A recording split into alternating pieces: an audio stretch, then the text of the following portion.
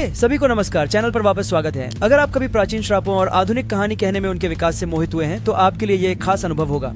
आज हम डांडाडान की दुनिया में गोता लगाने जा रहे हैं और बुरी नजर का अन्वेषण करेंगे, जो एक पौराणिक श्राप है जिसे सबसे रोमांचक तरीकों में से एक में फिर से कल्पित किया गया है। तो चलिए शुरू करते हैं। युकिनोबु तात्सुका डांडाडान विज्ञान कथा और अलौकिक तत्वों का एक अनोखा मिश्रण है, जो लोगों की उस चीज के प्रति लंबे समय से दर्ज की गई जुनून को बढ़ावा देता है जो हमारे संसार की नहीं है, और इसलिए ये अपने कई विचारों को शहरी किंवदंतियों, लोक कथाओं और उन अनगिनत अनसुलझे घटनाओं से उधार लेता है जिनके बारे में बहुत लंबे समय से अटकलें लगाई जा रही हैं। ऐसी ही एक अवधारणा है बुरी नजर, जो कई भौगोलिक क्षेत्रों में मानी जाती है, जिसमें भूमध्य सागर, लेवांत एशिया, अफ्रीका और कैरेबियन शामिल हैं, जिनके पास एक लक्ष्य पर एक दुष्ट दृष्टि के माध्यम से डाले गए श्राप का कुछ विवरण है। डांडाडन में बुरी नजर क्या है और श्रृंखला में यह अवधारणा वास्तविक जीवन में इसकी अवधारणा से कैसे भिन्न है। बुरी नजर एक श्राप है जिसमें मानव प्राचीन काल से विश्वास करते आए हैं, और यह किसी पर डाली गई एक दुष्ट दृष्टि से संबंधित है। ऐसे श्राप के पीछे की प्रेरणा आमतौर पर ईर्ष्या होती है। यही कारण है कि लोगों को अच्छी खबर बताने में देरी करना एक सामान्य विचार है, ताकि ईर्ष्यालु व्यक्ति बुरी नजर न डाल सके, और इस प्रकार, जैसा कि आधुनिक लोग कहेंगे, आपके आशीर्वाद को रोकने से बचा जा सके।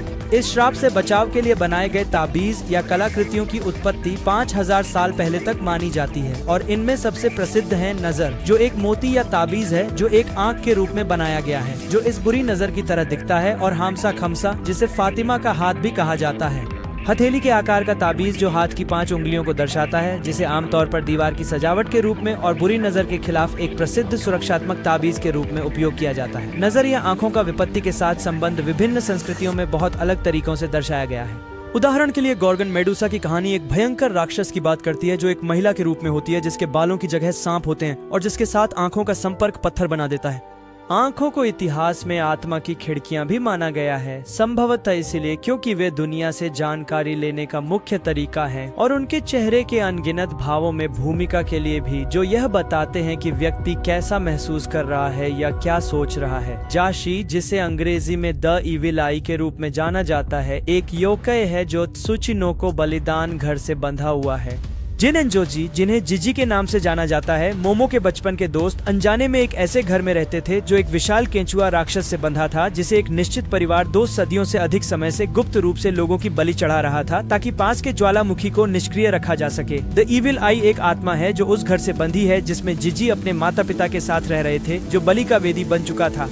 मूल रूप से द इविल आई एक युवा लड़का था जिसकी पूरी जिंदगी अकेलेपन और कैद में बीती, सिर्फ ज्वालामुखी के लिए बलिदान होने के लिए। तब से लड़के की आत्मा उसकी मृत्यु के स्थान पर कई वर्षों तक बंधी रही, जब तक कि किसी समय वहाँ एक घर नहीं बना और एक नया परिवार वहाँ आकर बस गया। उनका छोटा लड़का भूत को देख सकता था, लेकिन उसके माता पिता नहीं देख सकते थे। परिवार का वहाँ रहना तब समाप्त हुआ जब माता पिता ने त्सुचिनोको के मनोवैज्ञानिक प्रभावों के कारण आत्महत्या कर ली, जो घर के निवासियों को आत्महत्या के लिए प्रेरित करता था।